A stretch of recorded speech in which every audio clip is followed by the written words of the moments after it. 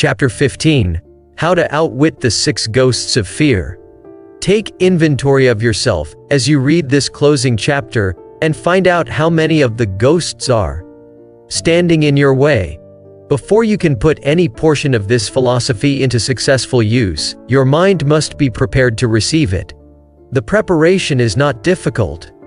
It begins with study, analysis, and understanding of 3 enemies which you shall have to clear out. These are indecision, doubt, and fear. The 6th sense will never function while these 3 negatives, or any of them, remain in your mind. The members of this unholy trio are closely related. Where one is found, the other 2 are close at hand. Indecision is the seedling of fear. Remember this as you read. Indecision crystallizes into doubt. The 2 blend and become fear. The blending process often is slow. This is one reason why these 3 enemies are so dangerous. They germinate and grow without their presence being observed. The remainder of this chapter describes an end which must be attained before the philosophy, as a whole, can be put into practical use. It also analyzes a condition which has, but lately, reduced huge numbers of people to poverty, and it states a truth which must be understood by all who accumulate riches, whether measured in terms of money, or a state of mind of far greater value than money. The purpose of this chapter is to turn the spotlight of attention upon the cause and the cure of the 6 basic fears. Before we can master an enemy, we must know its name, its habits, and its place of abode. As you read, analyze yourself carefully and determine which, if any, of the 6 common fears have attached themselves to you. Do not be deceived by the habits of these subtle enemies. Sometimes they remain hidden in the subconscious mind, where they are difficult to locate, and still more difficult to eliminate. The 6 basic fears. There are 6 basic fears, with some combination of which every human suffers at one tune or another. Most people are fortunate if they do not suffer from the entire 6. Named in the order of their most common appearance, they are the fear of poverty, the fear of criticism, the fear of ill health. At the bottom of most of one's worries, the fear of loss of love of someone, the fear of old age, the fear of death. All other fears are of minor importance. They can be grouped under these 6 headings. The prevalence of these fears as a curse to the world runs in cycles. For almost 6 years, while the Depression was on, we floundered in the cycle of fear of poverty. During the World War, we were in the cycle of fear of death. Just following the war, we were in the cycle of fear of ill health, as evidenced by the epidemic of disease which spread itself all over the world. Fears are nothing more than states of mind. One state of mind is subject to control and direction. Physicians, as everyone knows, are less subject to attack by disease than ordinary laymen, for the reason that physicians do not fear disease. Physicians, without fear or hesitation, have been known to physically contact hundreds of people daily who were suffering from such contagious diseases as smallpox, without becoming infected. Their immunity against the disease consisted largely, if not solely, in their absolute lack of fear. Man can create nothing which he does not first conceive in the form of an impulse of thought. Following this statement comes another of still greater importance, namely, man's thought impulses begin immediately to translate themselves into their physical equivalent, whether those thoughts are voluntary or involuntary. Thought impulses which are picked up through the ether, by mere chance, thoughts which have been released by other minds, may determine one's financial, business, professional, or social destiny, just as surely as do the thought impulses which one creates by intent and design. We are here laying the foundation for the presentation of a fact of great importance to the person who does not understand why some people appear to be lucky, while others of equal or greater ability, training, experience, and brain capacity seem destined to ride with misfortune. This fact may be explained by the statement that every human being has the ability to completely control his own mind, and with this control, obviously, every person may open his mind to the tramp thought impulses which are being released by other brains, or close the doors tightly and admit only thought impulses of his own choice. Nature has endowed man with absolute control over but one thing, and that is thought. This fact, coupled with the additional fact that everything which man creates begins in the form of a thought, leads one very near to the principle by which fear may be mastered. If it is true that all thought has a tendency to clothe itself in its physical equivalent, and this is true beyond any reasonable room for doubt, it is equally true that thought impulses of fear and poverty cannot be translated into terms of courage and financial gain. The people of America began to think of poverty following the Wall Street crash of 1929. Slowly but surely that mass thought was crystallized into its physical equivalent, which was known as a depression. This had to happen. It is in conformity with the laws of nature. The fear of poverty. There can be no compromise between poverty and riches. The two roads that lead to poverty and riches travel in opposite directions. If you want riches, you must refuse to accept any circumstance that leads toward poverty. The word riches is here used in its broadest sense, meaning financial, spiritual, mental, and material estates.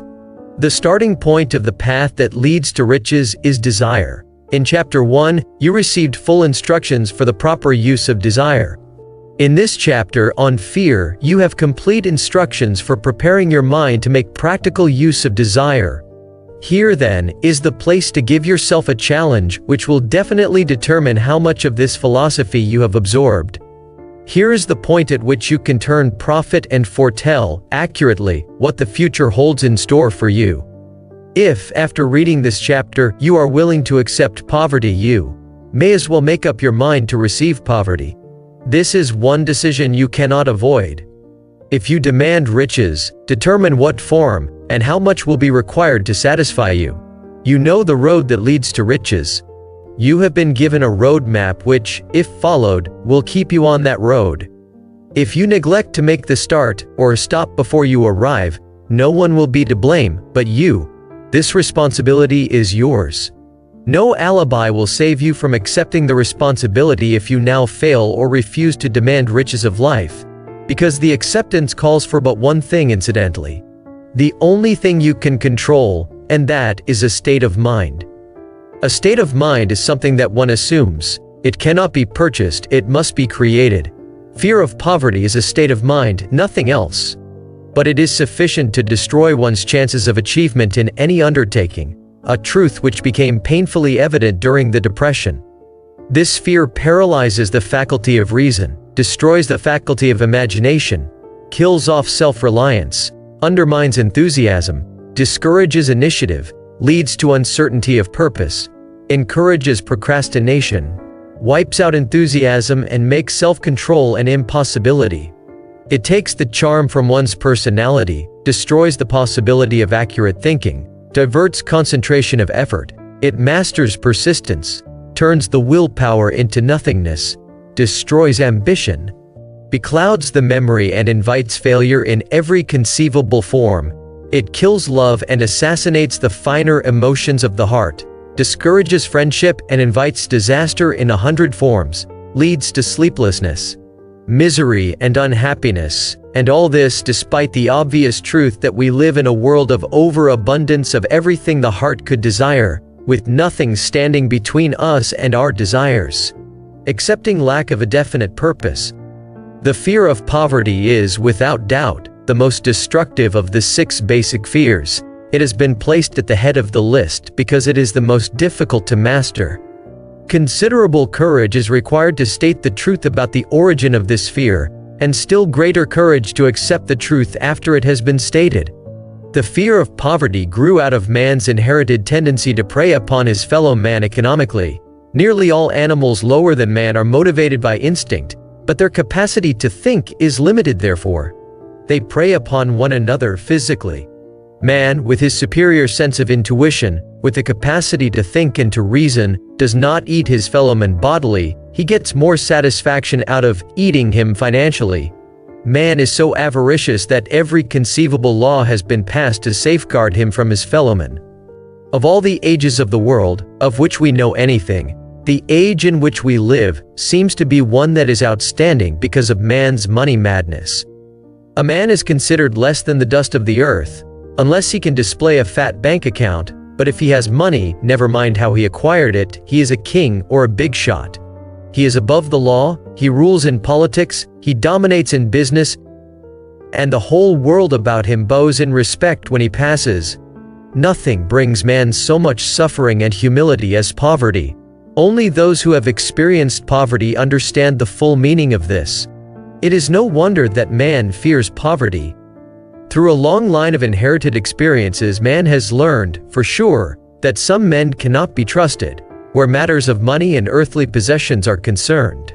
This is a rather stinging indictment, the worst part of it being that it is true. The majority of marriages are motivated by the wealth possessed by one or both of the contracting parties.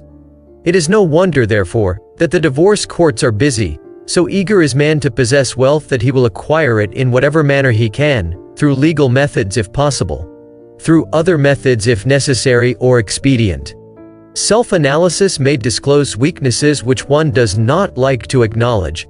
This form of examination is essential to all who demand of life more than mediocrity and poverty. Remember, as you check yourself point by point, that you are both the court and the jury, the prosecuting attorney and the attorney for the defense, and that you are the plaintiff and the defendant also. That you are on trial. Face the facts squarely, ask yourself definite questions and demand direct replies. When the examination is over, you will know more about yourself. If you do not feel that you can be an impartial judge in this self-examination, call upon someone who knows you well to serve as judge while you cross-examine yourself. You are after the truth. Get it, no matter at what cost, even though it may temporarily embarrass you. The majority of people, if asked what they fear most, would reply, "I fear nothing."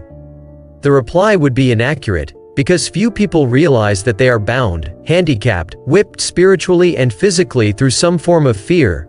So subtle and deeply seated is the emotion of fear that one may go through life burdened with it, never recognizing its presence.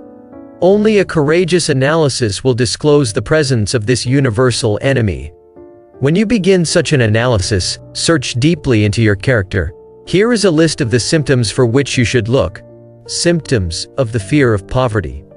Indifference, commonly expressed through lack of ambition, willingness to tolerate poverty, acceptance of whatever compensation life may offer without protest, mental and physical laziness, lack of initiative, imagination, enthusiasm, and self-control. Indecision, the habit of permitting others to do one's thinking, staying on the fence, doubt, generally expressed through alibis and excuses designed to cover up, explain away, or apologize for one's failures. Sometimes expressed in the form of envy of those who are successful, or by criticizing them. Worry, usually expressed by finding fault with others, a tendency to spend beyond one's income, neglect of personal appearance, scowling and frowning. Intemperance in the use of alcoholic drink, sometimes through the use of narcotics, nervousness, lack of poise, self-consciousness, and lack of self-reliance. Overcaution, the habit of looking for the negative side of every circumstance, thinking and talking of possible failure instead of concentrating upon the means of succeeding. Knowing all the roads to disaster, but never searching for the plans to avoid failure. Waiting for the right time to begin putting ideas and plans into action, until the waiting becomes a permanent habit. Remembering those who have failed, and forgetting those who have succeeded. Seeing the hole in the donut, but overlooking the donut. Pessimism leading to indigestion, poor elimination, auto-intoxication, bad breath and bad disposition. Procrastination, the habit of putting off until tomorrow that which should have been done last year. Spending enough time in creating alibis and excuses to have done the job. This symptom is closely related to overcaution, doubt, and worry. Refusal to accept responsibility when it can be avoided. Willingness to compromise rather than put up a stiff fight. Compromising with difficulties instead of harnessing and using them as stepping stones to advancement. Bargaining with life for a penny, instead of demanding prosperity, opulence, riches, contentment, and happiness. Planning what to do if and when overtaken by failure, instead of burning all bridges and making retreat impossible. Weakness of, and often total lack of self-confidence, definiteness of purpose, self-control, initiative, enthusiasm, ambition, thrift, and sound reasoning ability. Expecting poverty instead of demanding riches. association with those who accept poverty instead of seeking the company of those who demand and receive riches. Money talks. Some will ask, why did you write a book about money? Why measure riches in dollars alone? Some will believe, and rightly so, that there are other forms of riches more desirable than money. Yes, there are riches which cannot be measured in terms of dollars, but there are millions of people who will say, give me all the money I need and I will find everything else I want. The major reason why I wrote this book on how to get money is the fact that the world has but lately passed through an experience that left millions of men and women paralyzed with the fear of poverty. What this sort of fear does to one was well described by Westbrook Pegler in the New York World Telegram viz. Money is only clamshells or metal discs or scraps of paper, and there are treasures of the heart and soul which money cannot buy, but most people, being broke, are unable to keep this in mind and sustain their spirits. When a man is down and out and on the street, unable to get any job at all, something happens to his spirit which can be observed in the droop of his shoulders, the set of his hat, his walk and his gaze. He cannot escape a feeling of inferiority among people with regular employment, even though he knows they are definitely not his equals in character, intelligence, or ability. These people, even his friends, feel, on the other hand, a sense of superiority and regard him, perhaps unconsciously, as a casualty. He may borrow for a time, but not enough to carry on in his accustomed way, and he cannot continue to borrow very long. But borrowing in itself, when a man is borrowing merely to live, is a depressing experience, and the money lacks the power of earned money to revive his spirits. Of course, none of this applies to bums or habitual ne'er-do-wells, but only to men of normal ambitions and self-respect. Women conceal despair. Women in the same predicament must be different. We somehow do not think of women at all in considering the down and outers. They are scarce in the breadlines, they rarely are seen begging on the streets, and they are not recognizable in crowds by the same plain signs which identify busted men. Of course, I do not mean the shuffling hags of the city streets who are the opposite number of the confirmed male bums. I mean reasonably young, decent and intelligent women. There must be many of them, but their despair is not apparent. Maybe they kill themselves. When a man is down and out, he has time on his hands for brooding. He may travel miles to see a man about a job and discover that the job is filled, or that it is one of those jobs with no base pay but only a commission on the sale of some useless knick-knack which nobody would buy, except out of pity. Turning that down, he finds himself back on the street with nowhere to go but just anywhere, so he walks and walks. He gazes into store windows at luxuries which are not for him, and feels inferior and gives way to people who stop to look with an active interest. He wanders into the railroad station or puts himself down in the library to ease his legs and soak up a little heat, but that isn't looking for a job, so he gets going again. He may not know it, but his aimlessness would give him away even if the very lines of his figure did not. He may be well dressed in the clothes left over from the days when he had a steady job, but the clothes cannot disguise the droop. Money makes difference. He sees thousands of other people, bookkeepers or clerks or chemists or wagon hands, busy at their work and envies them from the bottom of his soul. They have their independence, their self-respect and manhood, and he simply cannot convince himself that he is a good man too, though he argue it out and arrive at a favorable verdict hour after hour. It is just money which makes this difference in him. With the little money, he would be himself again. Some employers take the most shocking advantage of people who are down and out. The agencies hang out little colored cards offering miserable wages to busted men, $12 a week, $15 a week. An $18 a week job is a plum, and anyone with $25 a week to offer does not hang the job in front of an agency on a colored card. I have a want ad clipped from a local paper demanding a clerk, a good clean penman, to take telephone orders for a sandwich shop from 11 a.m. to 2 p.m. for $8 a month, not $8 a week, but $8 a month. The ad says also, state religion. Can you imagine the brutal effrontery of anyone who demands a good, clean penman for 11 cents an hour inquiring into the victim's religion? But that is what busted people are offered. The fear of criticism. Just how man originally came by this fear no one can state definitely, but one thing is certain, he has it in a highly developed form. Some believe that this fear made its appearance about the time that politics became a profession. Others believe it can be traced to the age when women first began to concern themselves with styles in wearing apparel. This author, being neither a humorist nor a prophet, is inclined to attribute the basic fear of criticism to that part of man's inherited nature which prompts him not only to take away his fellowman's goods and wares, but to justify his action by criticism of his fellowman's character. It is a well-known fact that a thief will criticize the man from whom he steals. The politicians seek office, not by displaying their own virtues and qualifications, but by attempting to besmirch their opponents. The fear of criticism takes on many forms, the majority of which are petty and trivial. Bald-headed men, for example, are bald for no other reason than their fear of criticism. Heads become bald because of the tight-fitting bands of hats which cut off the circulation from the roots of the hair. Men wear hats, not because they actually need them, but mainly because everyone is doing it. The individual falls into line and does likewise, lest some other individual criticize him. Women seldom have bald heads, or even thin hair, because they wear hats which fit their heads loosely, the only purpose of the hats being adornment. But it must not be supposed that women are free from the fear of criticism. If any woman claims to be superior to man with reference to this fear, ask her to walk down the street wearing a hat of the vintage of 1890.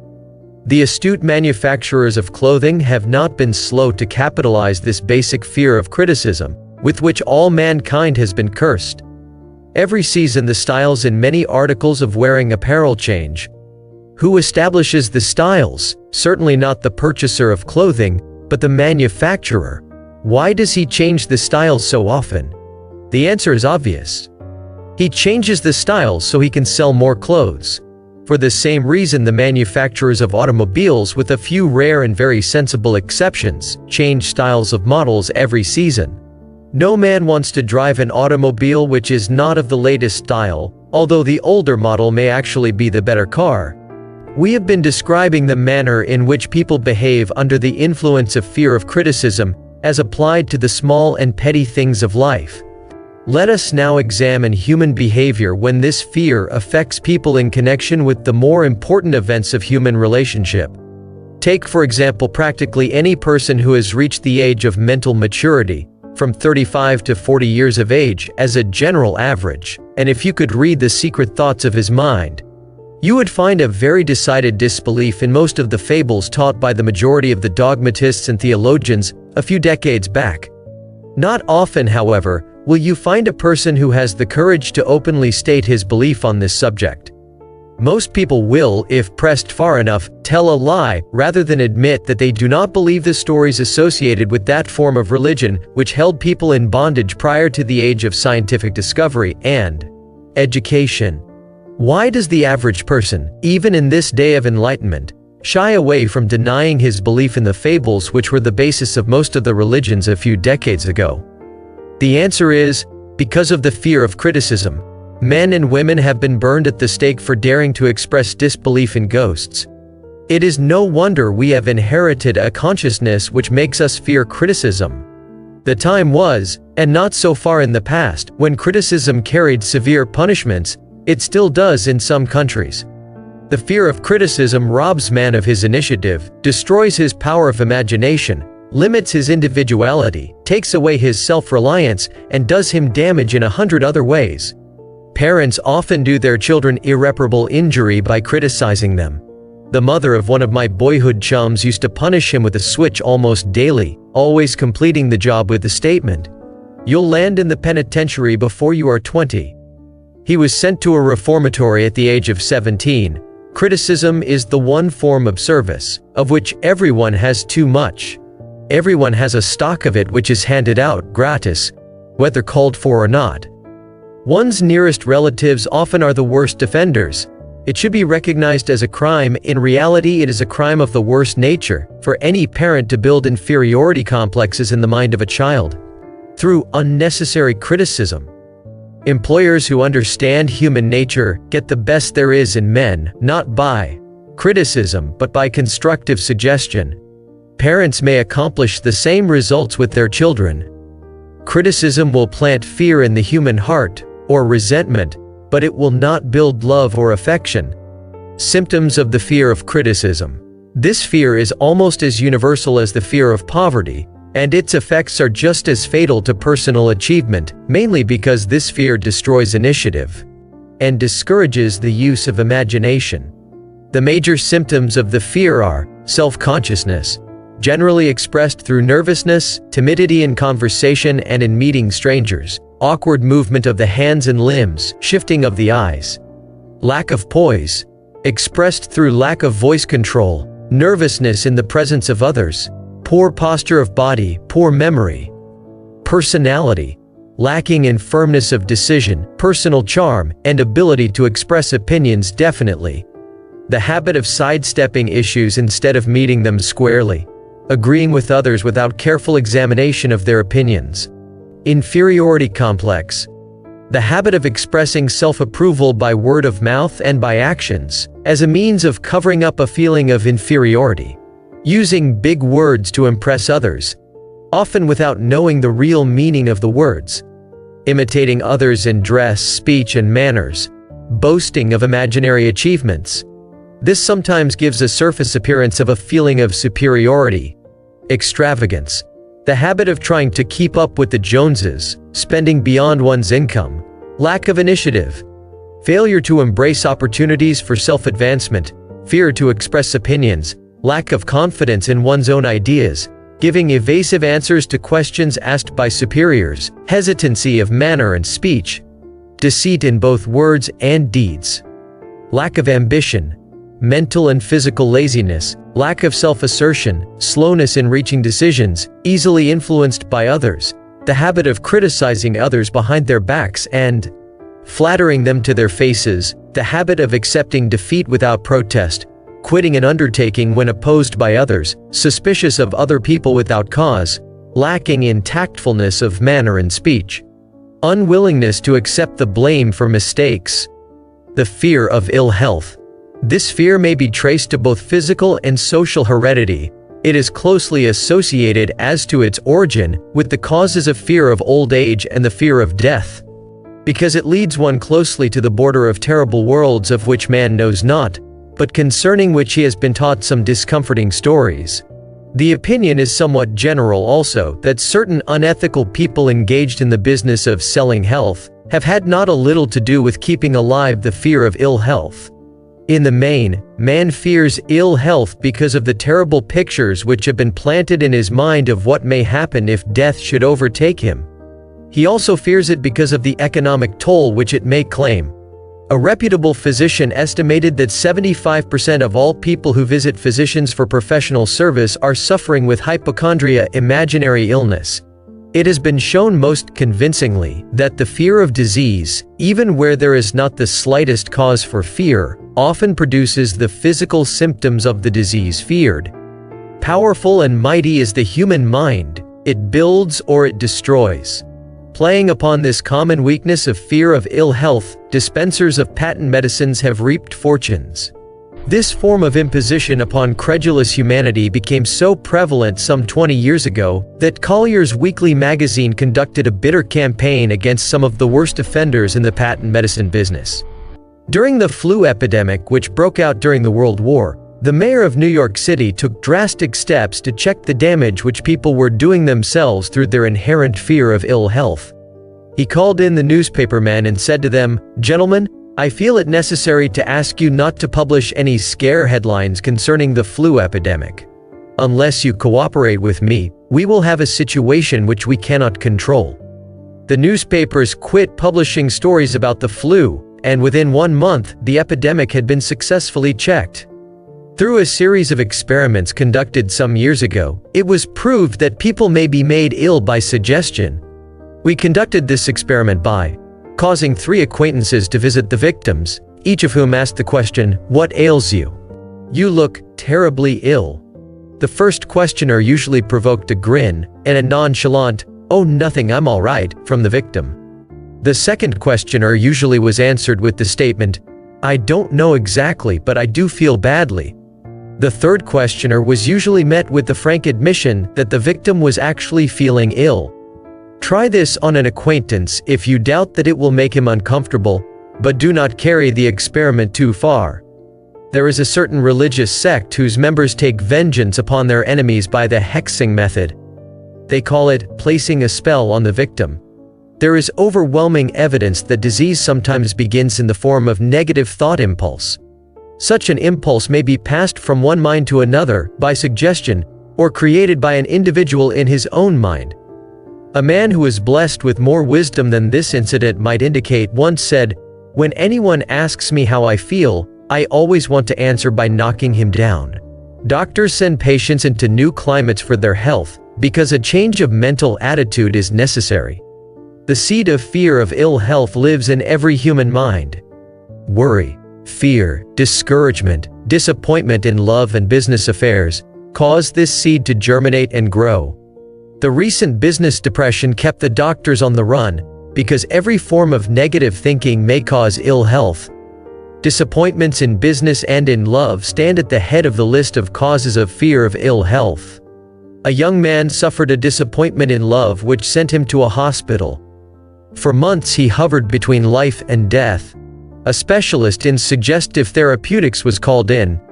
The specialist changed nurses, placing him in charge of a very charming young woman who began by pre-arrangement with the doctor to make love to him the first day of her arrival on the job.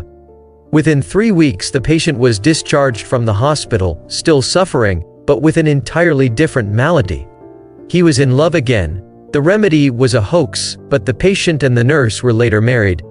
Both are in good health at the time of this writing. Symptoms of the fear of ill health. The symptoms of this almost universal fear are autosuggestion, the habit of negative use of self-suggestion by looking for and expecting to find the symptoms of all kinds of disease, enjoying imaginary illness and speaking of it as being real, the habit of trying all fads and isms recommended by others as having therapeutic value, talking to others of operations, accidents, and other forms of illness, experimenting with diets, physical exercises, reducing systems without professional guidance, trying home remedies, patent medicines, and quack remedies, hypochondria, the habit of talking of illness, concentrating the mind upon disease, and expecting its appearance until a nervous break occurs. Nothing that comes in bottles can cure this condition. It is brought on by negative thinking, and nothing but positive thought can effect a cure. Hypochondria, a medical term for imaginary disease, is said to do as much damage on occasion as the disease one fears might do. Most so-called cases of nerves come from imaginary illness. Exercise. Fear of ill health often interferes with proper physical exercise and results in overweight by causing one to avoid outdoor life. Susceptibility. Fear of ill health breaks down nature's body resistance and creates a favorable condition for any form of disease one may contact. The fear of ill health often is related to the fear of poverty, especially in the case of the hypochondriac, who constantly worries about the possibility of having to pay doctor's bills, hospital bills, etc. This type of person spends much time preparing for sickness, talking about death, saving money for cemetery lots and burial expenses, etc. Self-coddling. The habit of making a bid for sympathy, using imaginary illness as the lure. People often resort to this trick to avoid work. The habit of feigning illness to cover plain laziness, or to serve as an alibi for lack of ambition. Intemperance. The habit of using alcohol or narcotics to destroy pains such as headaches, neuralgia, etc. instead of eliminating the cause. The habit of reading about illness and worrying over the possibility of being stricken by it. The habit of reading patent medicine advertisements. The fear of loss of love. The original source of this inherent fear needs but little description, because it obviously grew out of man's polygamous habit of stealing his fellow man's mate, and his habit of taking liberties with her whenever he could. Jealousy and other similar forms of dementia praecox grow out of man's inherited fear of the loss of love of someone. This fear is the most painful of all the 6 basic fears. It probably plays more havoc with the body and mind than any of the other basic fears, as it often leads to permanent insanity. The fear of the loss of love probably dates back to the Stone Age, when men stole women by brute force. They continue to steal females, but their technique has changed. Instead of force, they now use persuasion, the promise of pretty clothes, motor cars, and other bait, much more effective than physical force. Man's habits are the same as they were at the dawn of civilization, but he expresses them differently. Careful analysis has shown that women are more susceptible to this fear than men. This fact is easily explained. Women have learned, from experience, that men are polygamous by nature, that they are not to be trusted in the hands of rivals. Symptoms of the fear of loss of love. The distinguishing symptoms of this fear are jealousy, the habit of being suspicious of friends and loved ones without any reasonable evidence of sufficient grounds. Jealousy is a form of dementia praecox, which sometimes becomes violent without the slightest cause. The habit of accusing wife or husband of infidelity without grounds. General suspicion of everyone. Absolute faith in no one. Fault-finding. The habit of finding fault with friends, relatives, business associates, and loved ones upon the slightest provocation, or without any cause whatsoever. Gambling. The habit of gambling, stealing, cheating, and otherwise taking hazardous chances to provide money for loved ones, with the belief that love can be bought. The habit of spending beyond one's means, or incurring debts, to provide gifts for loved ones, with the object of making a favorable showing. Insomnia, nervousness, lack of persistence, weakness of will, lack of self-control, lack of self-reliance, bad temper. The fear of old age. In the main, this fear grows out of two sources. First, the thought that old age may bring with it poverty. Secondly, and by far the most common source of origin, from false and cruel teachings of the past which have been too well mixed with fire and brimstone, and other bogies cunningly designed to enslave man through fear. In the basic fear of old age, man has two very sound reasons for his apprehension. One growing out of his distrust of his fellow men, who may seize whatever worldly goods he may possess, and the other arising from the terrible pictures of the world beyond, which were planted in his mind, through social heredity before he came into full possession of his mind. The possibility of ill health, which is more common as people grow older, is also a contributing cause of this common fear of old age. Eroticism also enters into the cause of the fear of old age, as no man cherishes the thought of diminishing sex attraction. The most common cause of fear of old age is associated with the possibility of poverty. Poorhouse is not a pretty word. It throws a chill into the mind of every person who faces the possibility of having to spend his declining years on a poor farm. Another contributing cause of the fear of old age is the possibility of loss of freedom and independence, as old age may bring with it the loss of both physical and economic freedom. Symptoms of the fear of old age. The commonest symptoms of this fear are the tendency to slow down and develop an inferiority complex at the age of mental maturity, around the age of 40. Falsely believing oneself to be slipping because of age.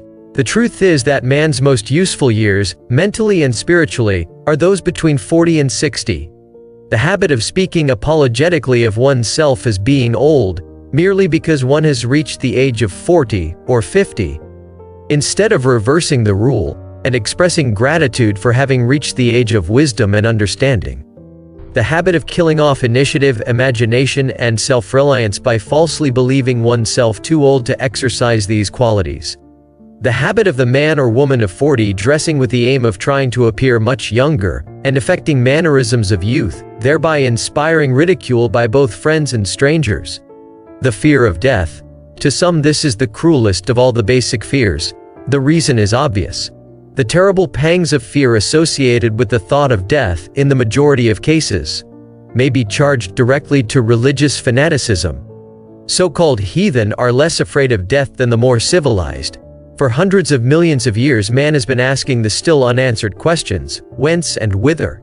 Where did I come from, and where am I going? During the darker ages of the past, the more cunning and crafty were not slow to offer the answer to these questions, for a price. Witness now the major source of origin of the fear of death. Come into my tent, embrace my faith, accept my dogmas, and I will give you a ticket that will admit you straight away into heaven when you die," cries a leader of sectarianism. "Remain out of my tent," says the same leader, "and may the devil take you and burn you throughout eternity." Eternity is a long time.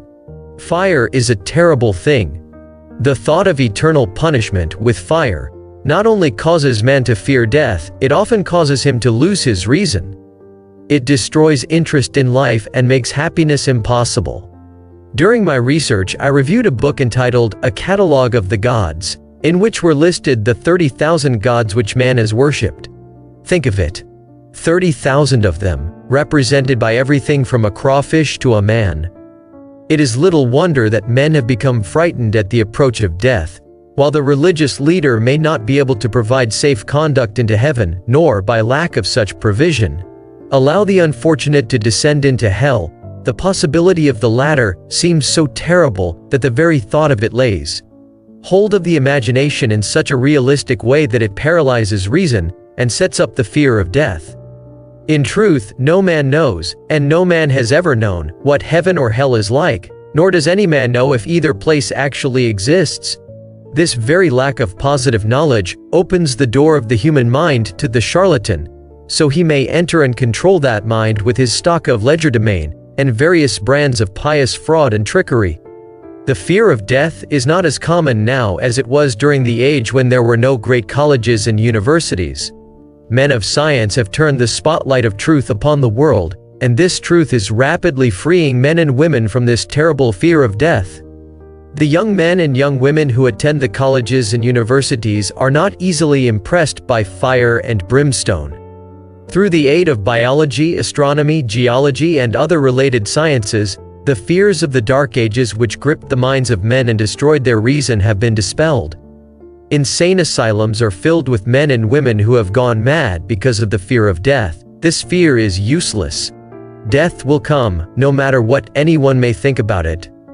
Accept it as a necessity and pass the thought out of your mind. It must be a necessity or it would not come to all. Perhaps it is not as bad as it has been pictured. The entire world is made up of only two things, energy and matter. In elementary physics we learned that neither matter nor energy, the only two realities known to man, can be created nor destroyed. Both matter and energy can be transformed, but neither can be destroyed. Life is energy, if it is anything. If neither energy nor matter can be destroyed, of course life cannot be destroyed. Life, like other forms of energy, may be passed through various processes of transition or change, but it cannot be destroyed. Death is mere transition. If death is not mere change or transition, then nothing comes after death except a long, eternal, peaceful sleep, and sleep is nothing to be feared. Thus you may wipe out, forever, the fear of death. Symptoms of the fear of death. The general symptoms of this fear are the habit of thinking about dying instead of making the most of life, due, generally, to lack of purpose, or lack of a suitable occupation. This fear is more prevalent among the aged, but sometimes the more youthful are victims of it. The greatest of all remedies for the fear of death is a burning desire for achievement, backed by useful service to others. A busy person seldom has time to think about dying. He finds life too thrilling to worry about death. Sometimes the fear of death is closely associated with the fear of poverty, where one's death would leave loved ones poverty-stricken. In other cases, the fear of death is caused by illness and the consequent breaking down of physical body resistance. The commonest causes of the fear of death are ill health, poverty, lack of appropriate occupation, disappointment over love, insanity, religious fanaticism. Old man worry. Worry is a state of mind based upon fear. It works slowly, but persistently. It is insidious and subtle. Step by step it digs itself in, until it paralyzes one's reasoning faculty, destroys self-confidence and initiative. Worry is a form of sustained fear caused by indecision, therefore it is a state of mind which can be controlled. An unsettled mind is helpless. Indecision makes an unsettled mind. Most individuals lack the willpower to reach decisions promptly, and to stand by them after they have been made, even during normal business conditions. During periods of economic unrest, such as the world recently experienced, the individual is handicapped, not alone by his inherent nature to be slow at reaching decisions, but he is influenced by the indecision of others around him, who have created a state of mass indecision. During the Depression, the whole atmosphere all over the world was filled with fiorenza and worryitis, the two mental disease germs which began to spread themselves after the Wall Street frenzy in 1929. There is only one known antidote for these germs. It is the habit of prompt and firm decision. Moreover, it is an antidote which every individual must apply for himself. We do not worry over conditions. Once we have reached a decision to follow a definite line of action. I once interviewed a man who was to be electrocuted 2 hours later. The condemned man was the calmest of some 8 men who were in the death cell with him. His calmness prompted me to ask him how it felt to know that he was going into eternity in a short while. With a smile of confidence on his face, he said, "It feels fine. Just think, brother, my troubles will soon be over. I have had nothing but trouble all my life. It has been a hardship to get food and clothing. Soon I will not need these things. I have felt fine ever since I learned for certain that I must die. I made up my mind then, to accept my fate in good spirit." As he spoke, he devoured a dinner of proportions sufficient for 3 men, eating every mouthful of the food brought to him, and apparently enjoying it as much as if no disaster awaited him. Decision gave this man resignation to his fate. Decision can also prevent one's acceptance of undesired circumstances. The 6 basic fears become translated into a state of worry through indecision. Relieve yourself forever of the fear of death by reaching a decision to accept death as an inescapable event. Whip the fear of poverty by reaching a decision to get along with whatever wealth you can accumulate without worry. Put your foot upon the neck of the fear of criticism by reaching a decision not to worry about what other people think, do, or say. Eliminate the fear of old age by reaching a decision to accept it, not as a handicap, but as a great blessing which carries with it wisdom, self-control, and understanding not known to youth. Acquit yourself of the fear of ill health by the decision to forget symptoms. Master the fear of loss of love by reaching a decision to get along without love, if that is necessary. Kill the habit of worry, in all its forms, by reaching a general blanket decision that nothing which life has to offer is worth the price of worry. With this decision will come poise, peace of mind, and calmness of thought, which will bring happiness. A man whose mind is filled with fear not only destroys his own chances of intelligent action, but he transmits these destructive vibrations to the minds of all who come into contact with him, and destroys also their chances. Even a dog or a horse knows when its master lacks courage. Moreover, a dog or a horse will pick up the vibrations of fear thrown off by its master, and behave accordingly. Lower down the line of intelligence in the animal kingdom, one finds this same capacity to pick up the vibrations of fear. A honeybee immediately senses fear in the mind of a person, for reasons unknown. A bee will sting the person whose mind is releasing vibrations of fear much more readily than it will molest the person whose mind registers no fear. The vibrations of fear pass from one mind to another just as quickly and as surely as the sound of the human voice passes from the broadcasting station to the receiving set of a radio, and by the self-same medium. Mental telepathy is a reality. Thoughts pass from one mind to another voluntarily, whether or not this fact is recognized by either the person releasing the thoughts or the persons who pick up those thoughts. The person who gives expression by word of mouth to negative or destructive thoughts is practically certain to experience the results of those words in the form of a destructive kickback. The release of destructive thought impulses alone without the aid of words produces also a kickback in more ways than one. First of all, and perhaps most important to be remembered, the person who releases thoughts of a destructive nature must suffer damage through the breaking down of the faculty of creative imagination. Secondly, the presence in the mind of any destructive emotion develops a negative personality which repels people, and often converts them into antagonists. The third source of damage to the person who entertains or releases negative thoughts lies in this significant fact. These thought impulses are not only damaging to others, but they embed themselves in the subconscious mind of the person releasing them, and they become a part of his character. One is never through with a thought merely by releasing it. When a thought is released, it spreads in every direction through the medium of the ether. But it also plants itself permanently in the subconscious mind of the person releasing it.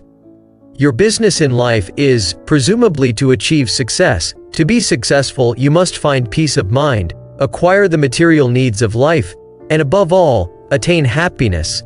All of these evidences of success begin in the form of thought impulses. You may control your own mind. You have the power to feed it whatever thought impulses you choose. With this privilege goes also the responsibility of using it constructively. You are the master of your own earthly destiny, just as surely as you have the power to control your own thoughts.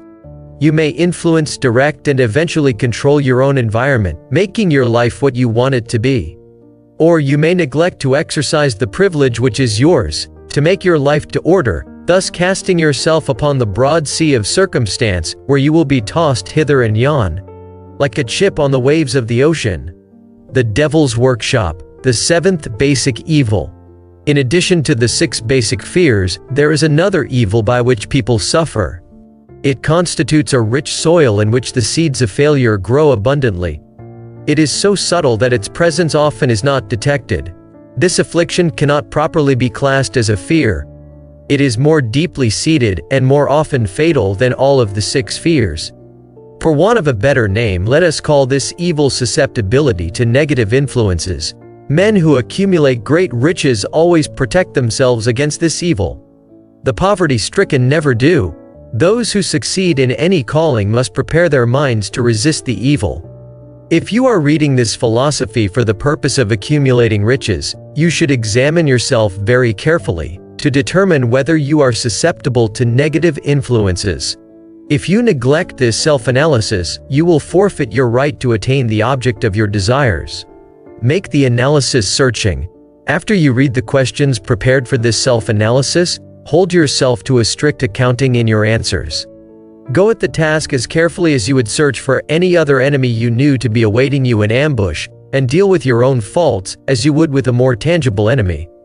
You can easily protect yourself against highway robbers because the law provides organized cooperation for your benefit, but the 7th basic evil is more difficult to master. Because it strikes when you are not aware of its presence, when you are asleep, and while you are awake. Moreover, its weapon is intangible, because it consists of merely a state of mind. This evil is also dangerous because it strikes in as many different forms as there are human experiences. Sometimes it enters the mind through the well-meant words of one's own relatives. At other times it bores from within, through one's own mental attitude. Always, it is as deadly as poison, even though it may not kill as quickly. How to protect yourself against negative influences. To protect yourself against negative influences, whether of your own making, or the result of the activities of negative people around you, recognize that you have a willpower, and put it into constant use, until it builds a wall of immunity against negative influences in your own mind. Recognize the fact that you, and every other human being, are by nature lazy, indifferent, and susceptible to all suggestions which harmonize with your weaknesses. Recognize that you are by nature susceptible to all the 6 basic fears, and set up habits for the purpose of counteracting all these fears. Recognize that negative influences often work on you through your subconscious mind, therefore they are difficult to detect, and keep your mind closed against all people who depress or discourage you in any way. Clean out your medicine chest, throw away all pill bottles, and stop pandering to colds, aches, pains, and imaginary illness. Deliberately seek the company of people who influence you to think and act for yourself. Do not expect troubles, as they have a tendency not to disappoint. Without doubt, the most common weakness of all human beings is the habit of leaving their minds open to the negative influence of other people. This weakness is all the more damaging, because most people do not recognize that they are cursed by it, and many who acknowledge it neglect or refuse to correct the evil until it becomes an uncontrollable part of their daily habits. To aid those who wish to see themselves as they really are, the following list of questions has been prepared. Read the questions and state your answers aloud, so you can hear your own voice. This will make it easier for you to be truthful with yourself. Self-analysis test questions. Do you complain often of feeling bad, and if so, what is the cause? Do you find fault with other people at the slightest provocation? Do you frequently make mistakes in your work, and if so, why? Are you sarcastic and offensive in your conversation? Do you deliberately avoid the association of anyone, and if so, why? Do you suffer frequently with indigestion? If so, what is the cause? Does life seem futile and the future hopeless to you? If so, why? Do you like your occupation? If not, why? Do you often feel self-pity, and if so, why? Are you envious of those who excel you? To which do you devote most time, thinking of success or of failure? Are you gaining or losing self-confidence as you grow older? Do you learn something of value from all mistakes? Are you permitting some relative or acquaintance to worry you? If so, why? Are you sometimes in the clouds and at other times in the depths of despondency? Who has the most inspiring influence upon you? What is the cause? Do you tolerate negative or discouraging influences which you can avoid? Are you careless of your personal appearance? If so, when and why? Have you learned how to drown your troubles by being too busy to be annoyed by them? Would you call yourself a spineless weakling if you permitted others to do your thinking for you? Do you neglect internal bathing until auto-intoxication makes you ill-tempered and irritable?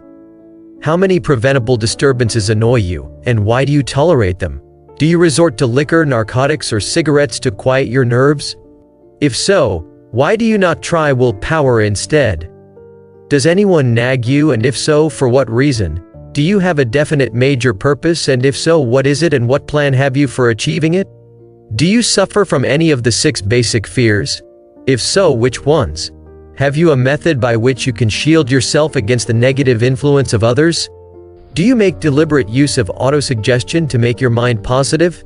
Which do you value most, your material possessions or your privilege of controlling your own thoughts? Are you easily influenced by others, against your own judgment? Has today added anything of value to your stock of knowledge or state of mind? Do you face squarely the circumstances which make you unhappy, or sidestep the responsibility?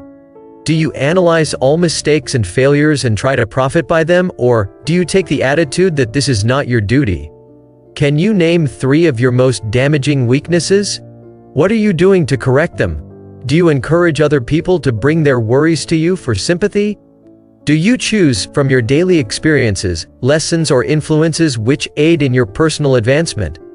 Does your presence have a negative influence on other people as a rule? What habits of other people annoy you most? Do you form your own opinions, or permit yourself to be influenced by other people? Have you learned how to create a mental state of mind with which you can shield yourself against all discouraging influences? Does your occupation inspire you with faith and hope? Are you conscious of possessing spiritual forces of sufficient power to enable you to keep your mind free from all forms of fear? Does your religion help you to keep your own mind positive? Do you feel it your duty to share other people's worries? If so, why? If you believe that birds of a feather flock together, what have you learned about yourself by studying the friends whom you attract? What connection, if any, do you see between the people with whom you associate most closely, and any unhappiness you may experience? Could it be possible that some person whom you consider to be a friend is, in reality, your worst enemy, because of his negative influence on your mind? By what rules do you judge who is helpful and who is damaging to you? Are your intimate associates mentally superior or inferior to you? How much time out of every 24 hours do you devote to A, B, C, D, E, your occupation, sleep, play, and relaxation, acquiring useful knowledge, plain waste? Who among your acquaintances, A, B, C, D, encourages you most, cautions you most, discourages you most, helps you most in other ways? What is your greatest worry? Why do you tolerate it? When others offer you free, unsolicited advice, do you accept it without question or analyze their motive? What, above all else, do you most desire? Do you intend to acquire it? Are you willing to subordinate all other desires for this one? How much time daily do you devote to acquiring it?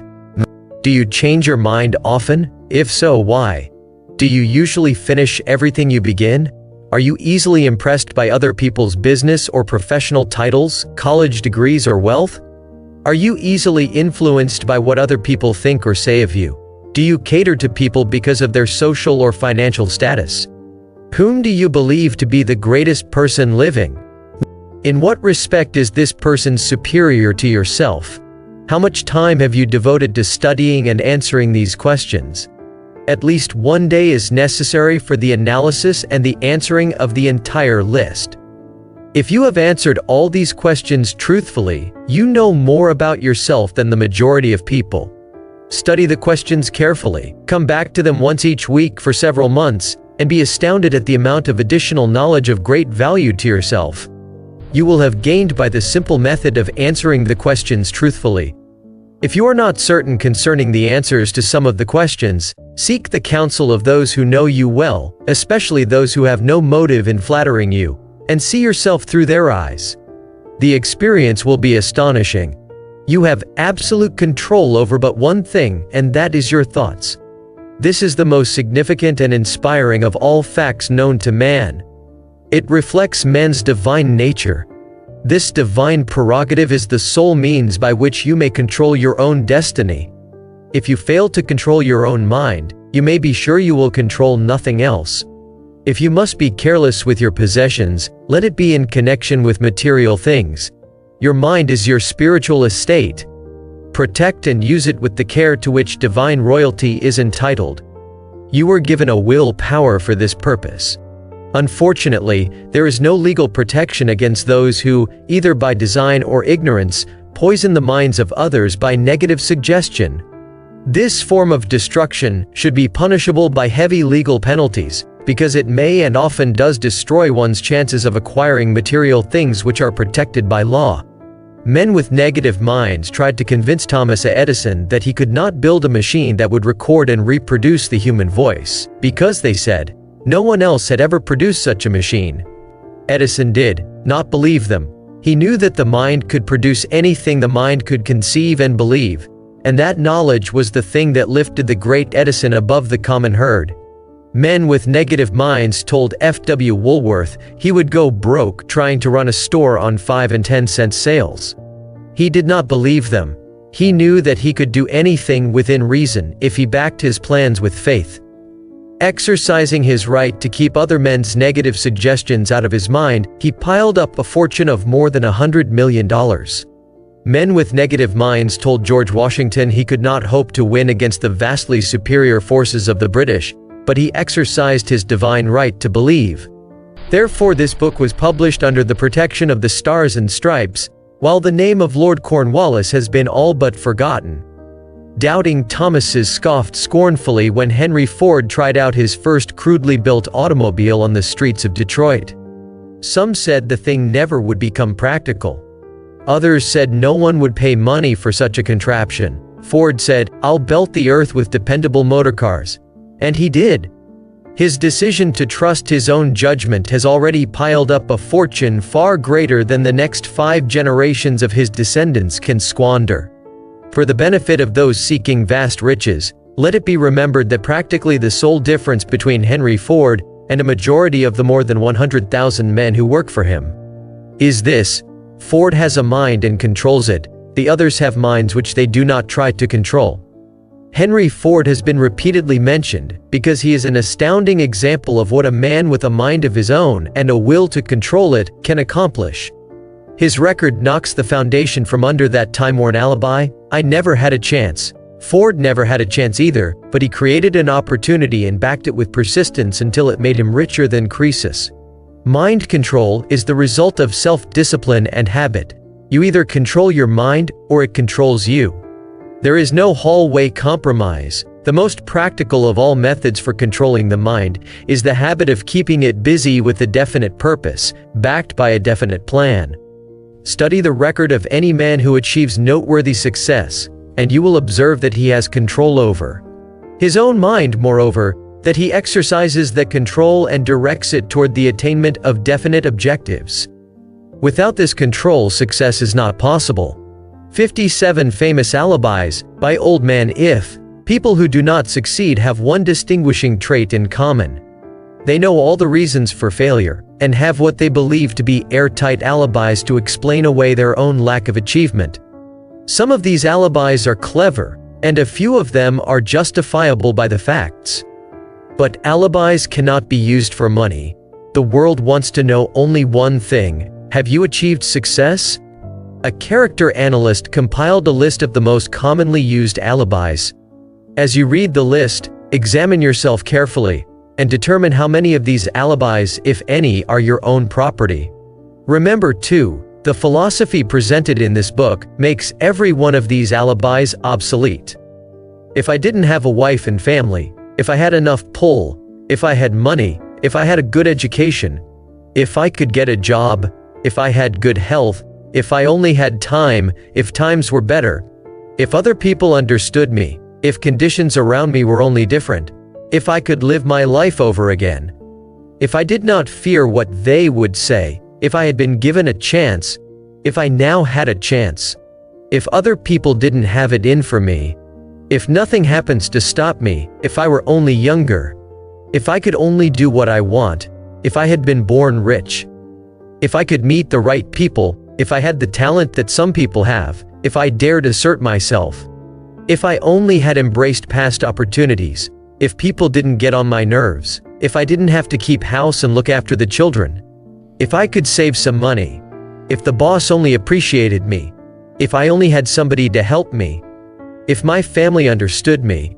if I lived in a big city, if I could just get started, if I were only free, if I had the personality of some people, if I were not so fat, if my talents were known, if I could just get a break, if I could only get out of debt, if I hadn't failed, if I only knew how, if everybody didn't oppose me, if I didn't have so many worries, if I could marry the right person, if people weren't so dumb, if my family were not so extravagant, if I were sure of myself, if luck were not against me, if I had not been born under the wrong star, if it were not true that what is to be will be, if I did not have to work so hard, if I hadn't lost my money, if I lived in a different neighborhood, if I didn't have a past, if I only had a business of my own, if other people would only listen to me, if, and this is the greatest of them all, I had the courage to see myself as I really am, I would find out what is wrong with me, and correct it, then I might have a chance to profit by my mistakes and learn something from the experience of others.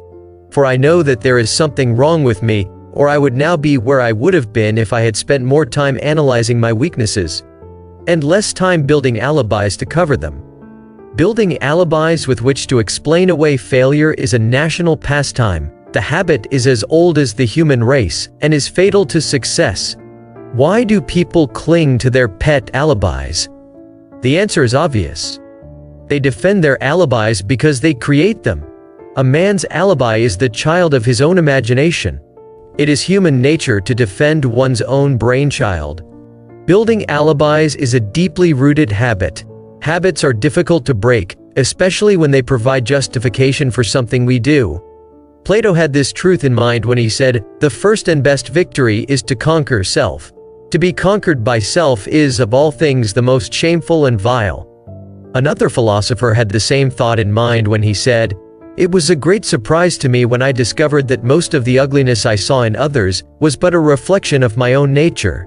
It has always been a mystery to me," said Elbert Hubbard, "why people spend so much time deliberately fooling themselves by creating alibis to cover their weaknesses. If used differently, this same time would be sufficient to cure the weakness, then no alibis would be needed."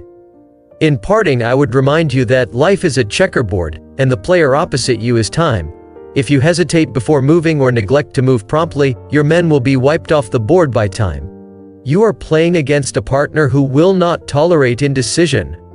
Previously, you may have had a logical excuse for not having forced life to come through with whatever you asked, but that alibi is now obsolete. Because you are in possession of the master key that unlocks the door to life's bountiful riches. The master key is intangible, but it is powerful. It is the privilege of creating in your own mind a burning desire for a definite form of riches. There is no penalty for the use of the key, but there is a price you must pay if you do not use it. The price is failure. There is a reward of stupendous proportions if you put the key to use. It is the satisfaction that comes to all who conquer self and force life to pay whatever is asked. The reward is worthy of your effort. Will you make the start and be convinced? If we are related, said the immortal Emerson, we shall meet. In closing, may I borrow his thought and say, if we are related, we have through these pages met. The end.